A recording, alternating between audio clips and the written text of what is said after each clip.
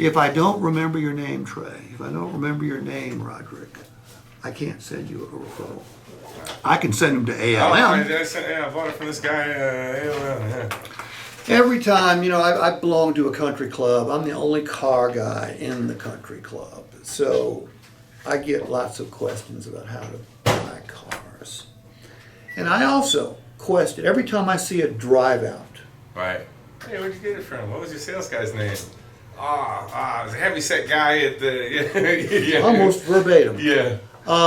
The number one answer is, I said, who'd you buy that car from? They give me the dealership name. Right. Okay? Oh, yeah. I said, I know it said Nally Lexus on the back of your car. Who'd you buy it from? Great guy. Had a terrific experience. What was his name? I don't know. I said, how would I...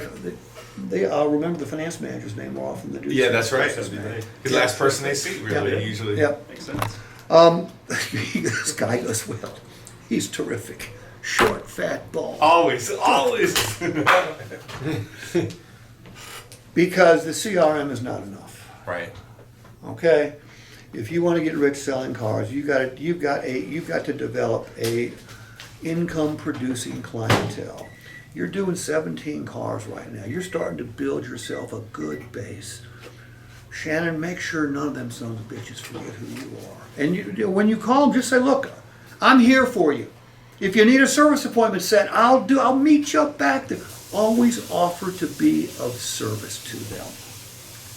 And get in the habit of, at delivery or when you're doing, do you guys take the credit apps? What that? Who takes the credit apps? They do. Yeah, you'll see what they do for a living. Say, Right. okay, could you use referrals? If they say yes, I'll become a great source of referrals for you. It's an interesting dynamic, one that I would have never thought of had I not run into this guy. See, I'm a master thief. Shannon. It's funny because there's a gazillion real estate agents, and you say, "Oh, I'm looking for a house. Oh, my cousin's a real estate agent. You got to call her. She's the greatest." They want to buy a car. They're like, "Oh, yeah," because we're just got that negative. And most salespeople. Well, first of all, most salespeople don't last 90 days. Right. Most salespeople don't make it. Every one of you has all the intelligence necessary to make it. Make no mistake about that. Do you need to be white to do this job? No. Need to be black? No, sir. Need to be a male? Need to be short, tall, fat, thin, educated, non-educated? It's the most level of all playing fields. Okay? When I became a car salesperson because I couldn't find a job anywhere else. I didn't grow up wanting to be one.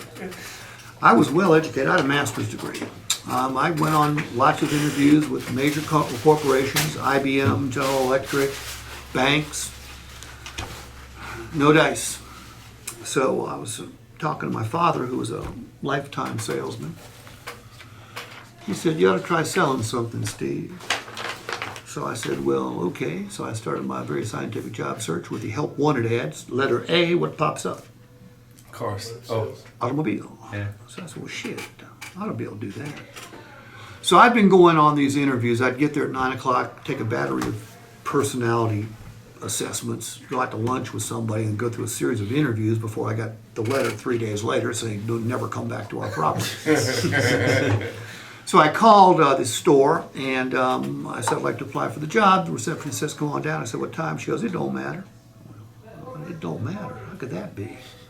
So I show up at 9 o'clock, ready to take a battery test, go out to lunch and go through a series of interviews. Right. Well, I show up, receptionist has me sit down, sales manager comes out, and this was my interview.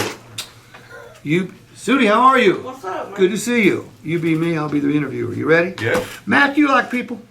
Yeah. You like cars? Yeah. When can you start? Tomorrow. That's what I said. I floated out of this place. I was jacked. I figured this guy had looked at my resume, was impressed with my education. I didn't even look at it. It was before drug testing, too, thank God.